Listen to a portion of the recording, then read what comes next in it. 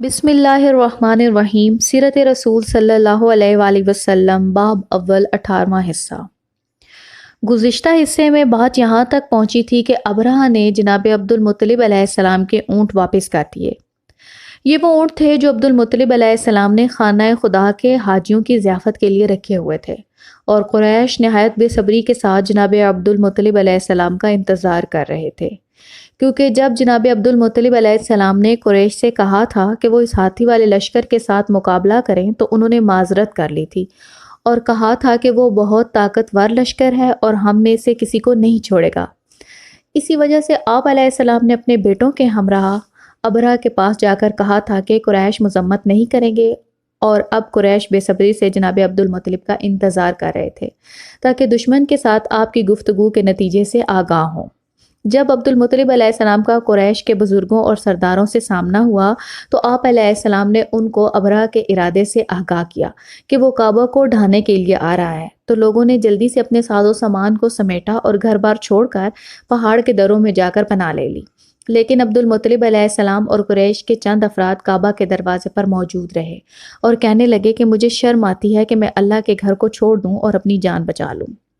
لہٰذا عبد المطلب علیہ السلام نے اپنی جگہ کو نہ چھوڑا اور اشکبار آنکھوں اور دل سے نکلی ہوئی پردرد آہوں کے ساتھ کعبہ کے دروازے پر ہاتھ رکھ کر جناب عبد المطلب علیہ السلام نے چند اشعار کہے اور اپنے پروردگار سے گفتگو کی کہ پروردگارا، ان کے شر سے محفوظ رہنے کے لیے تیری ذات کے سوا کسی سے کوئی امید نہیں ہے۔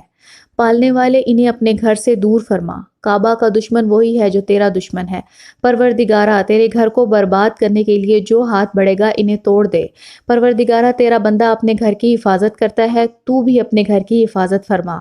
پروردگارا، وہ دن نہ دکھانا جب صلیب فتح یاب اور ان کا مکر و حیلہ کامیاب ہو جائے۔ اس دعا کے بعد آپ پہاڑ پر گئے تاکہ وہاں سے صورتحال کا مشاہدہ کر سکیں۔ اگلی صبح ابرہہ اور اس کی فوج کعبہ کی جانب حرکت کے لیے تیار کھڑی تھی۔ لشکر کے آگے ہاتھی سوار فوج تھی۔ ایک ہاتھی پر ابرہہ سوار تھا۔ اس ہاتھی کو زیورات سے سجایا گیا تھا، پر اچانک دریا کی جانب سے پرندوں کا ایک جھنڈ ظاہر ہوا جو اپنی چونچوں اور پنجوں میں سنگریزے اٹھائے ہوئے تھے، اور انہوں نے لشکر کی فضا کو سیاہ بادل کی طرح پر کر دیا اور بظاہر ناچیز اور معمولی اسلحہ کے ساتھ عجیب صورتحال پیدا کر دی۔ چھوٹے چھوٹے پرندوں نے اللہ کے حکم سے ابرہہ کے لشکر کو سنگسار کرنا شروع کر دیا، اس طرح کہ ان کے سر توڑ دیے اور ان کے بدنوں کے گوشت جدا کر دیے۔ ان سنگریزوں میں سے ایک ابرہہ کے سر پر پڑا۔ خوف اور دہشت سے اس کا بدن کانپنے لگا اور اسے یقین ہو گیا کہ ان پر اللہ کا قہر اور غضب ٹوٹ پڑا ہے۔ اس نے اپنی فوج پر نظر ڈالی تو دیکھا کہ درختوں کے خشک پتوں کی طرح ان کے بدن صحرا میں پڑے ہوئے ہیں۔ اس نے فوراً ان لوگوں کو جو ابھی تک اپنی جان بچائے ہوئے تھے ان کو حکم دیا کہ فوراً واپسی کا انتظام کیا جائے اور جس راستہ سے آئے تھے اسی راستے سے صنعا کی جانب پلٹ جائے۔ ابرہہ کا بقیہ لشکر صنعا کی جانب روانہ ہوا، لیکن راستے میں بہت سے سپاہی زخم کے سبب یا خوف اور دہشت کی وجہ سے مر گئے، حتیٰ کہ ابرہہ جب خود صنعا پہنچا تو اس کے بدن کا گوشت گر چکا تھا اور اس نے بہت برے حال میں جان دے دی۔